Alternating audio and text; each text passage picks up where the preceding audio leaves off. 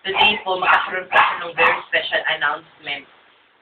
Pero gusto ko po muna magpasalamat sa lahat ng mga fans and nanood ng Kwentong Ilaya. Very successful po ang run ng first season ng aking show. And very thankful ako to have my own show.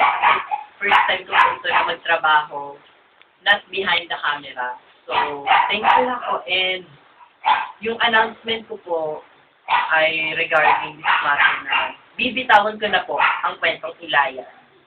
Hindi naman po dahil sa ayoko na magtrabaho, pero marami po kasi akong shows na gagawin sa labas sa channel. And marami po akong ide-direct at ipaproduce na shows. And hindi naman din po ako mawawala sa limelight kasi gagawa po ako ng isang musical show. Ito po yung MP3 Cloud. Kung saan lahat ng P-pop songs, lalo na ang kanta ni Jewel, Jay, and Lian ay chart. So,